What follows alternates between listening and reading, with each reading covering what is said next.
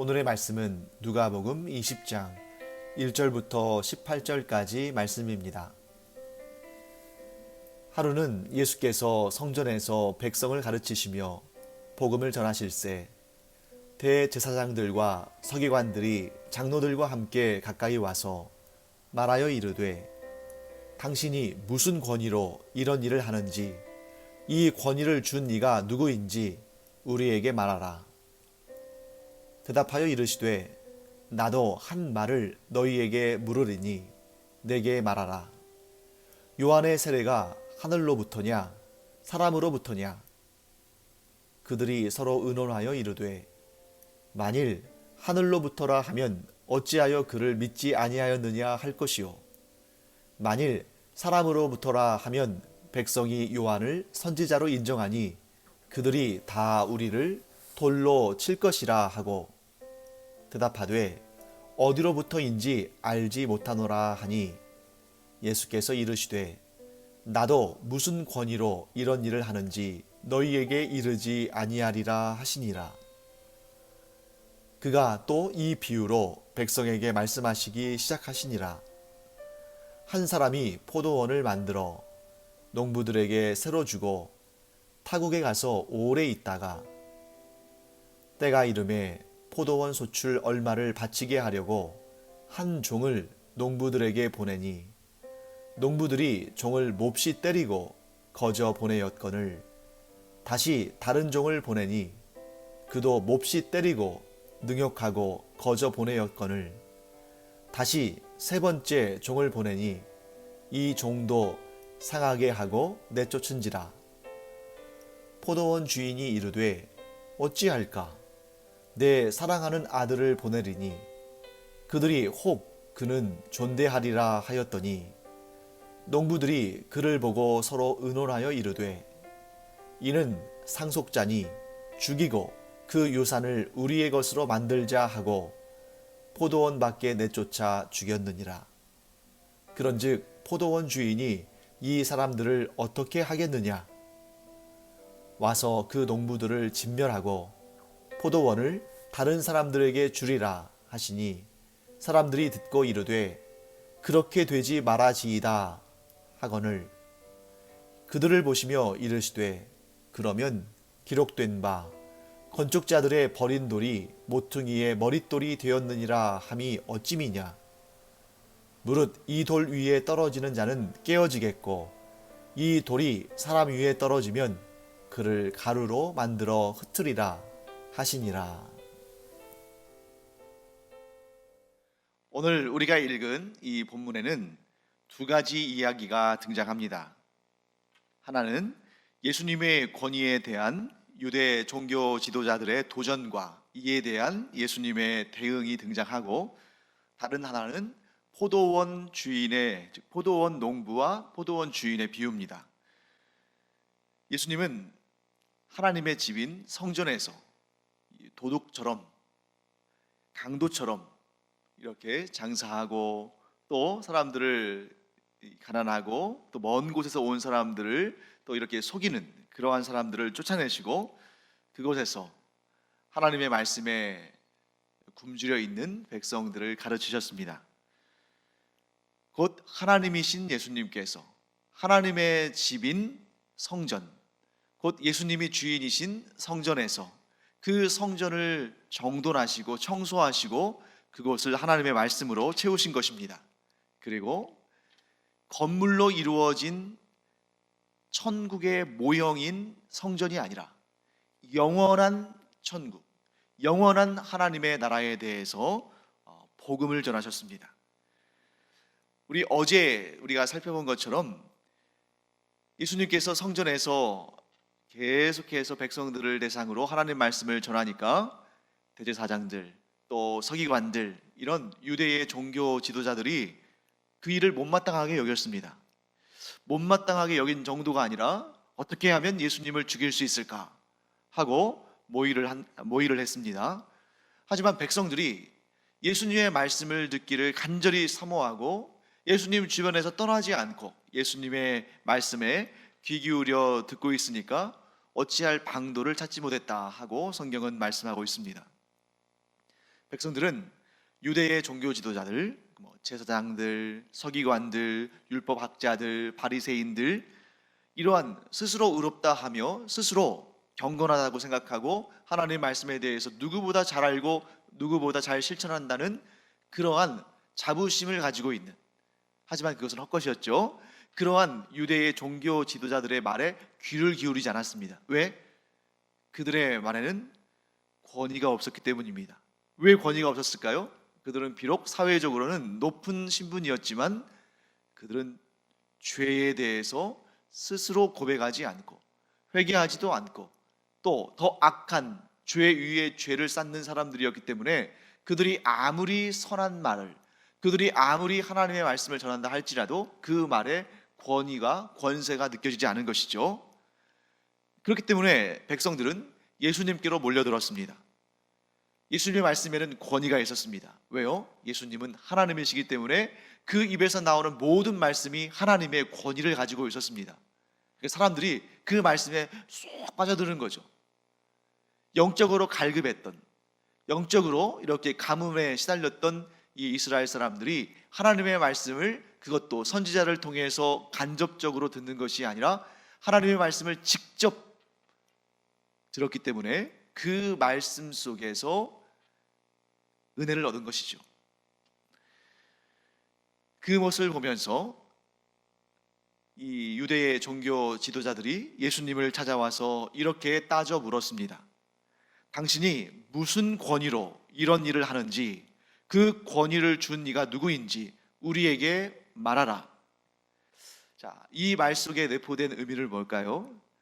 우리는 정당한 권위를 가지고, 우리는 하나님께서 주신 그런 정당한 권위를 가지고 우리의 직무를, 우리의 직책을 행하고 있는데 당신은 지금 어디로부터, 누구로부터 그 권위를 받아서 이런 일을, 이 성전에서 사람들을 가르치는 일을 하고 있느냐 하고 따져 물은 것입니다. 근데 그들의 말이 틀린 것은 아니죠. 왜냐하면 제사장들, 서기관들, 율법학자들, 또 바리새인들, 이런 사람들은, 또 장로들도 마찬가지죠. 하나님께서 그 직분을 주셨고 또 그들에게 하나님 말씀을 가르치도록 그러한 직책을 주셨고 그러한 사명을 주셨기 때문에 그들은 하나님이 주신 권위를 가지고 자기의 직분을 행사하는 것이 맞습니다. 그런데 문제는 뭐냐면 그들이 하나님께로부터 그 권위와 권세를 받았음에도 불구하고 그 일을 제대로 하지 못했죠.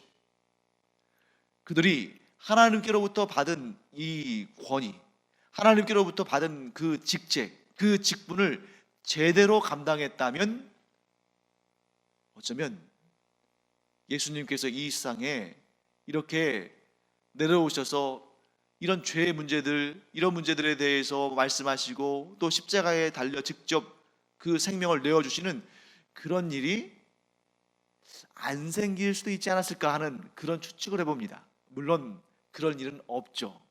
왜냐하면 인간 가운데 그 누구도 자기 죄의 문제를 자기 스스로 해결할 수 있는 사람이 없으니까. 그러니까 아무리 열심히 마음을 품고 노력을 해도 제대로 할 수 없는 것이 바로 이 죄에 대한 문제입니다. 죄인이 자기 죄 문제를 스스로 해결할 수는 없는 거죠. 그러나 어쨌든 간에 이 하나님께서 세우신 사람들이, 이 하나님께서 하나님의 말씀을 가르치도록, 하나님의 뜻을 전하도록 세우신 사람들이 자기의 역할을 제대로 했다면 지금처럼 이 이스라엘이 영적으로 타락한 그러한, 그래서 장차 하나님께서 그들에게 심판을 내리시는 그런 일은 아마 없지 않았을까. 하지만 그들이 계속해서 악한 일들을 계속했기 때문에 우리가 전에도 살펴봤습니다만 예수님께서 예루살렘에 입성하실 때에 우셨죠. 그 말씀을 우리가 이렇게 해석했습니까? 이렇게 해석했습니다. 탄식하셨다. 왜 그랬습니까? 그 죄악된 지도자들이 이 백성들을 잘못 인도하고, 아니 스스로 더 앞장서서 죄를 지었기 때문에 결국 주후 70년에 로마의 티투스 장군에 의해서 예루살렘 성이 무너지고 성전까지 무너지는 그런 너무나도 안타까운 일이 벌어졌을 뿐만 아니라 결국 이스라엘 민족을 선택하셔서 온 세상을 복되게 하시려는 그 하나님의 계획도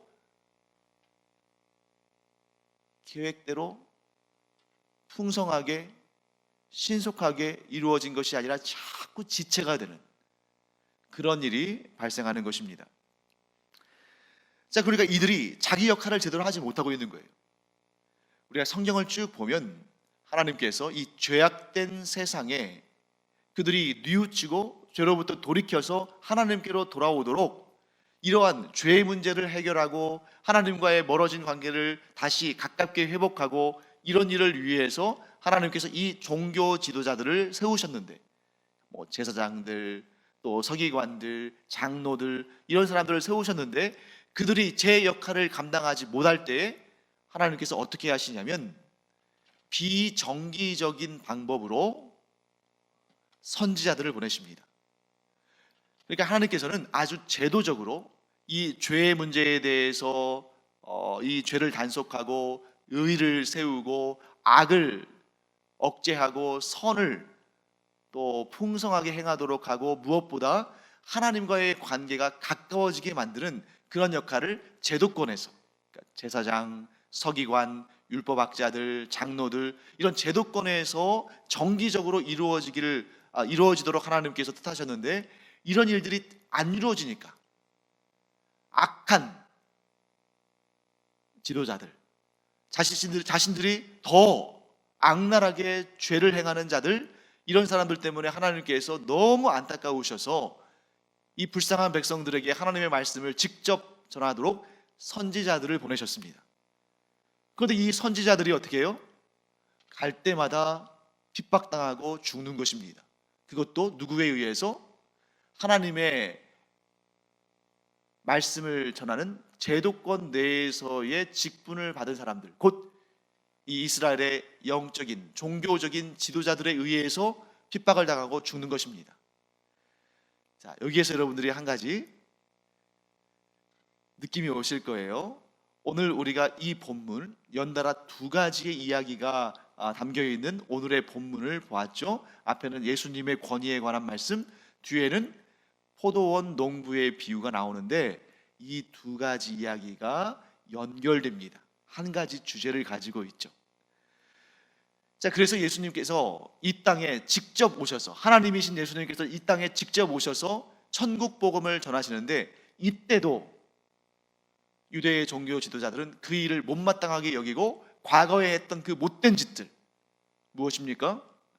선지자들을 핍박하고 죽이고 하나님 말씀을 전하는 자들을 공격하는 그 일을 지금 계속 하는 겁니다. 심지어 하나님의 아들이 하나님이신 예수 그리스도께서 이 땅에 오셨는데 하나님의 아들에게도 그런 악한 일을 지금 꾸미고 있는 것이죠. 그러면서 이렇게 말합니다. 당신이 무슨 권위로 그렇게 하느냐? 우리는 하나님께로부터 받은 정당한 권위가 있다. 그런데 당신은 아무런 권위도 없는데 왜 그렇게 행하고 있느냐? 하고 따져 묻는 것입니다. 그때 예수님께서 이렇게 대답하시죠. 그러면 나도 한 가지를 너희에게 묻겠다. 요한의 세례가 하늘로부터 즉 하나님으로부터 온 것이냐? 아니면 사람으로부터 즉 사람의 자기의 생각과 판단으로 된 것이냐? 그것이 하나님으로부터냐 아니면 사람으로부터냐? 이 유대의 종교 지도자들은 무엇이 자신들의 그 욕심을 채우는데 유리한지 불리한지를 아주 현실적으로 아주 면밀하게 잘 아는 사람들입니다. 그래서 자기들끼리 이제 얘기하는 거죠. 속마음을 이렇게 이제 나누는 거죠. 만일 요한의 세례가 이 세례 요한이 준 세례가 하늘로부터 즉 하나님의 뜻 가운데 이루어진 것이다 라고 말하면 그런데 왜 그를 믿지 않았느냐? 왜 그를 따르지 않았느냐? 너희는 왜 그에게 가서 세례를 받지 않았느냐? 이렇게 반대로 공격을 당할 것이고 만일 요한의 세례가 사람으로부터 된 것이다 즉 사람의 자기 의지와 사람의 권위에서 나온 것이다 라고 말하면 이스라엘 백성들이 세례 요한을 선지자로 여기는데 괜히 그런 말 했다가 우리가 백성들에게 돌에 맞아 죽을 수도 있으니까 그렇게도 말 못하겠다. 그럼 어떻게 해야 할까? 그들의 결론은 잘 모르겠다는 겁니다. 이도 저도 아니고 잘 모르겠다는 거죠. 예수님께서 이에 대해서 뭐라고 말씀하십니까? 그러면 나도 무슨 권위로 이런 일을 행하는지 너희에게 말하지 않겠다 라고 말씀하십니다. 언뜻 겉으로 보면 예수님께서 굉장히 재치 있게, 지혜 있게 그 유대 종교 지도자들의 그 공격을 잘 피하셨다 라고 볼 수 있지만, 그렇게만 해석한다면 이 본문을 온전히 해석하는 것이 아닙니다.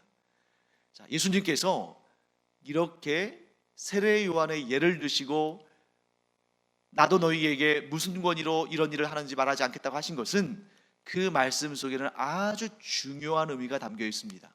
그것은 뭐냐면 예수님께서 그 말씀을 하실 때에 이 유대의 종교 지도자들은 자신들이 한 방 먹었다는 것을 분명히 알았을 겁니다.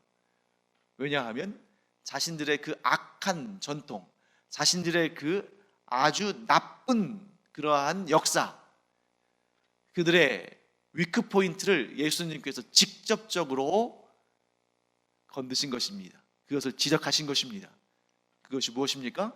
하나님께서 보내신 자들을, 하나님의 메시지를 전하는 자들을 번번이 괴롭히고 핍박하고 죽인 너희들의 죄가 없는 것 같으냐?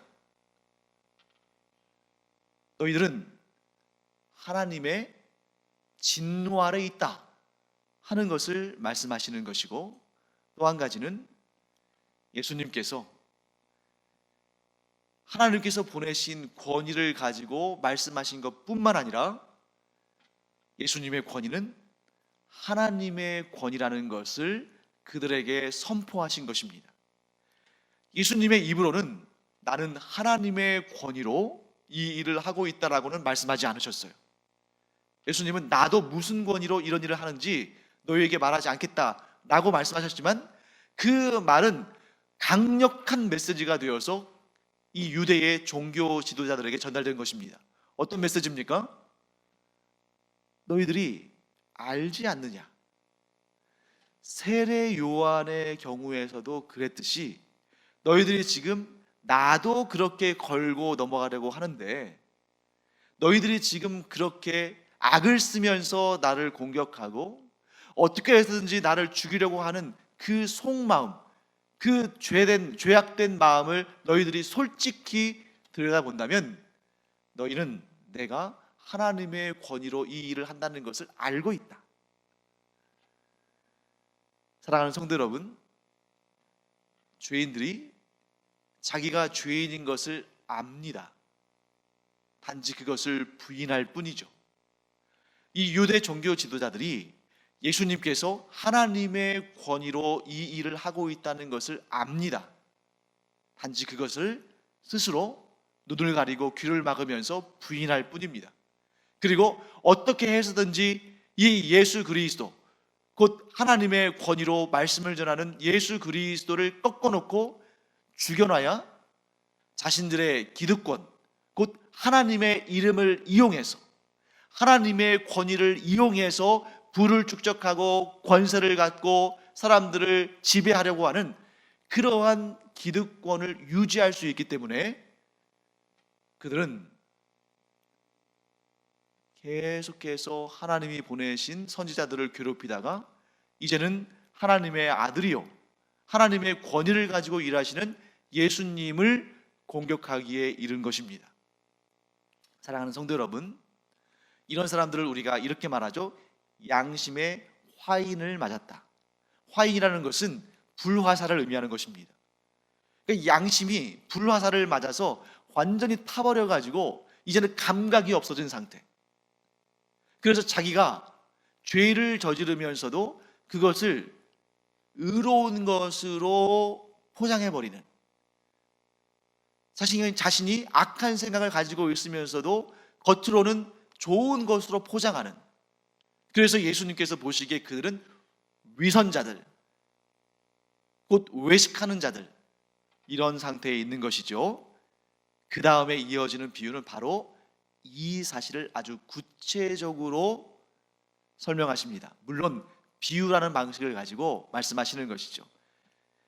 여기에 등장하는 대제사장들, 서기관들, 장로들, 그 사람들을 직접적으로 이렇게 언급해서 말씀하지 않으시고 비유에 담아 말씀하시는 것입니다.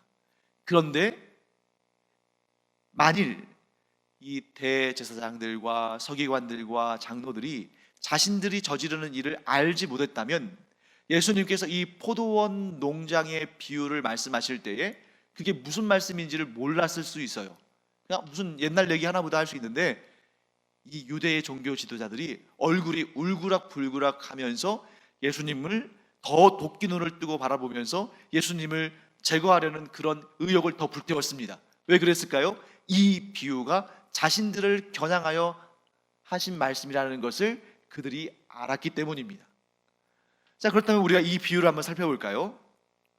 자, 이 비유를 우리가 이해하려면 지금 방금 전에 제가 말씀드렸던 예수님의 권위에 대한 유대 종교 지도자들의 도전, 이것과 연결해서 생각해야 이 비유를 제대로 해석할 수가 있습니다.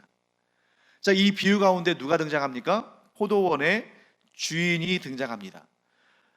이쯤 되면 이제 우리는 포도원의 주인 또는 임금, 이 존재가 누구라는 것은 이제 어느 정도 다 공감대를 형성할 수 있죠. 여기 나오는 이 포도원을 소유한 주인은 하나님입니다. 성부 하나님이시죠. 그런데 이 사람이 포도원을 만들고, 즉 포도원을 이제 가꾼 다음에 농부들에게 세를 주고 타국에 가서 오래 있었습니다.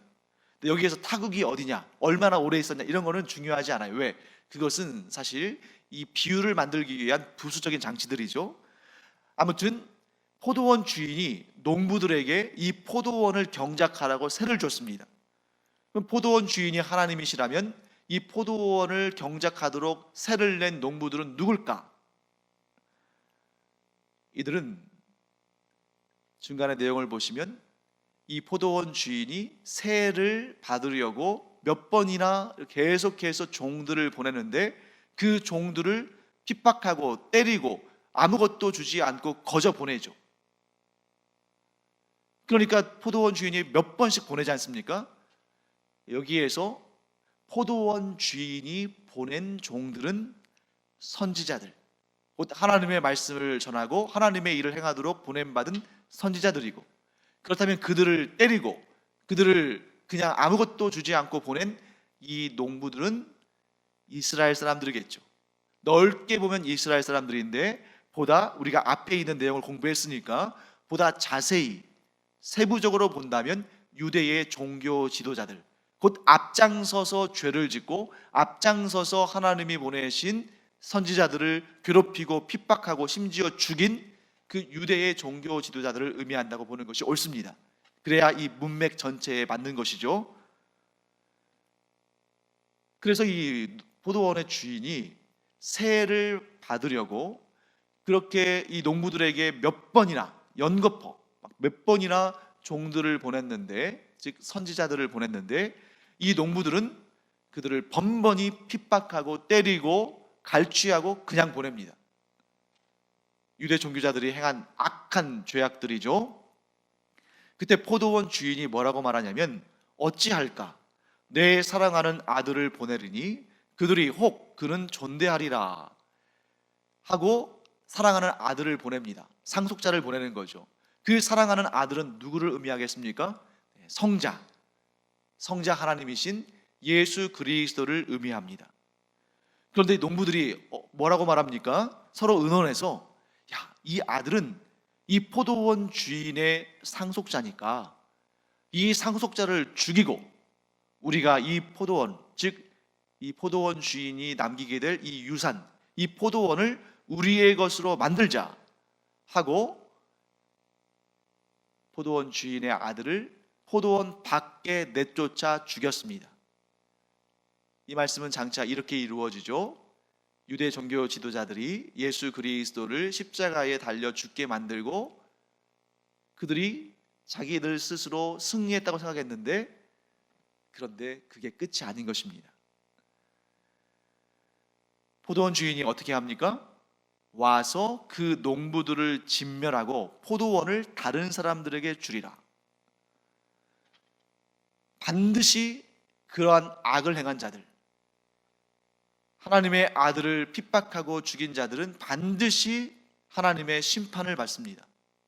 그리고 그 포도원의 풍요로움, 곧 하나님 나라의 풍성함은 누구에게? 다른 이들에게. 그 다른 이들이 누구겠어요? 예수 그리스도를 구주로 영접하고 하나님 나라의 백성이 된, 하나님의 자녀들이 된 자들에게 이 천국의 복이, 천국의 기쁨이 그들에게 주어진다 하고 말씀하시는 것입니다. 그때 16절 말씀 보시면 그 말씀을 듣던 사람들 가운데 어떤 사람들이 이렇게 말합니다. 그렇게 되지 말아지이다. 참 이 독특한 말이죠. 그렇게 되지 말아지이다. 즉 그렇게 돼서는 안 됩니다. 이렇게 말하는 사람들이 있었습니다. 그들은 아마도 그 자리에서, 성전에서 예수님께서 비유로 말씀하시는 그 말씀을 곁에 서서 듣고 있던 유대의 종교 지도자들이겠죠. 그렇게 돼서는 안 됩니다. 정색을 하고 말하는 겁니다. 왜 그럴까요? 자기들에게 하는 말이라고 생각했기 때문입니다. 자, 그렇게 따져 물으니까 예수님께서 뭐라고 하시냐면 구약의 말씀을 인용하시면서 이렇게 얘기하시죠. 건축자들의 버린 돌이 모퉁이의 머릿돌이 되었느니라 함이 어찌미냐. 무릇 이 돌 위에 떨어지는 자는 깨어지겠고 이 돌이 사람 위에 떨어지면 그를 가루로 만들어 흩으리라 하시니. 굉장히 무서운 말씀이 나오죠. 여기에 아주 유명한 말씀, 시편 118편 22절에 나오는 말씀이 인용됩니다. 건축자들의 버린 돌이 모퉁이의 머릿돌이 되었느니라. 자, 건축자들은 누굴까요? 네, 건축을 하는 사람이면 뭔가 이렇게 만드는 사람이니까 하나님이 아닐까? 네, 그렇지 않습니다. 하나님이 버린 돌이 모퉁이의 머릿돌이 되었다. 자, 지금 이게 예수 그리스도에 대한 예언이잖아요. 근데 하나님이 버리신 게 아니죠. 그렇기 때문에 이 건축자들은 스스로 옳다하고 스스로 하나님의 나라를 세운다고 생각하고 스스로 성전을 이끌어간다고 생각한 유대의 종교 지도자들이겠죠. 이 종교 지도자들이 아무 쓸데없다고, 자신들에게 오히려 해가 된다고 버린 그러한 돌, 쓸모없다고 버린 그 돌이 모퉁이의 머릿돌이 되었다. 자, 모퉁이의 머릿돌은 뭐냐면, 모퉁이라는 것은 이쪽 면과 이쪽 면이, 다른 쪽 면이 마주치는 것이죠. 거기를 지탱하는 머릿돌이라는 것은 이 건물 전체를 세우는 가장 중요한 중심적인 역할을 하는 돌을 의미합니다. 그래서 오늘날도 건축을 하면 꼭 머릿돌을 세우죠. 그런데 사실 그 머릿돌은 장식품이죠. 오늘날은 뭐 이렇게 대리석이나 이런 걸로 예쁘게 만들어서 글을 새겨서 준공 언제 했다 뭐 이런 것들을 써붙이잖아요. 그것은 이제 그 건물의 역사를 위해서 머릿돌이라는 이름을 붙인 것이고, 실제의 머릿돌은 중심을 잡아주는, 건물이 무너지지 않도록 지탱하는 이 모퉁이에, 그 건물의 접합면에 세우는 단단한 돌을 의미하는 것입니다. 즉 천국을 이루는 것은 건축자들이 버린 그 돌이 모퉁이의 머릿돌이 되어서 그 건물을 지탱한다. 즉 천국을 지탱하는 것, 천국을 만드는 것, 천국의 기초가 되는 것, 천국의 중심을 이루는 그 머릿돌이 바로 예수 그리스도이신데, 그 예수 그리스도를 유대의 종교 지도자들이 버리고 핍박하고 십자가에 달아 죽이고, 자신들은 뭔가 대단한 것을 이루고 만들고 세우는 자들로 여겼지만 결국에는 그들이 버린, 십자가에 달려 죽은 예수 그리스도께서 천국을 이루는 모퉁이 돌이 되었다 하고 말씀하시는 것입니다. 이런 예언이 시편에 나와 있죠. 자, 그때 이 비유의 핵심, 오늘 이 비유를 말씀하신 핵심을 예수님께서 말씀하십니다. 누가 천국에 들어갈까? 누가 천국에 들어가지 못하는가? 하는 것을 결정하는 것은 바로 이 모퉁이에 세워진 머릿돌에 부딪혀 봐야 안다는 것입니다.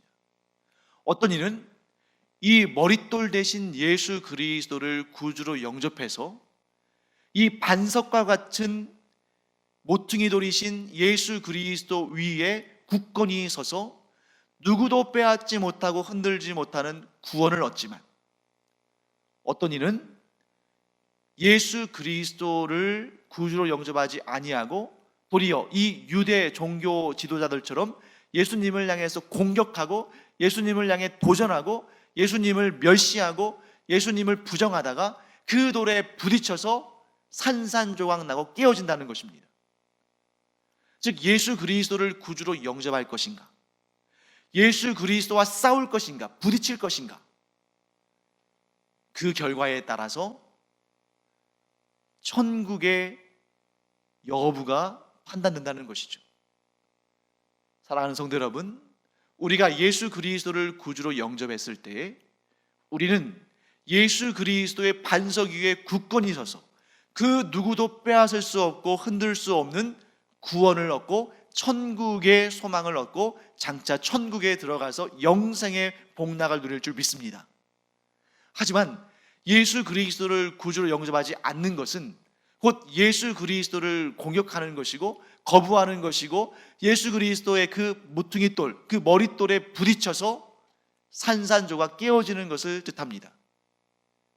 결국 예수 그리스도를 영접하지 않는 자들은 예수 그리스도께서 심판주로 재림하시는 그날 그 반석에 부딪혀서 결국에는 무너질 수밖에 없는 그런 안타까운 일을 당할 수밖에 없는 것입니다. 사랑하는 성도 여러분, 우리가 이 믿음을 가지고 예수 그리스도를 더 견고하게 믿을 뿐만 아니라 아직 예수 그리스도를 구주로 영접하지 않고 자꾸 부딪히고 공격하고 그래서 언젠가는 깨어질 수밖에 없는 그런 삶을 사는 사람들을 우리가 긍휼히 여기면서 그들이 예수 믿고 구원받기를 간절히 사모하며 기도하는 우리 모두가 되기를 간절히 축원합니다. 기도하겠습니다. 하나님, 이 시간 유대의 종교 지도자들이 예수 그리스도를 핍박하고 미워하고 또 괴롭히고 십자가에 달려 죽이도록 그를 내어주었지만 그러나 결국에는 패한 것은 예수 그리스도가 아니라 그들임을 오늘의 이 말씀을 통해서 알게 됩니다. 그런데 오늘날에도 수많은 사람들이 자기 자신이 예수 그리스도가 없어도 지옥 가지 않고 천국 간다고 생각하고 예수 그리스도를 믿지 않고 받아들이지 않고 영접하지 않는 자들이 너무나 많이 있습니다. 하나님, 그들이 이 귀한 시간이 지나기 전에 이 세상에서 아직 호흡이 있을 때에 예수 그리스도를 구주로 영접하고 죄사함 받고 구원받는 은혜를 누리게 하여 주시옵소서. 감사드리며 예수님의 이름으로 축복하며 기도합니다. 아멘.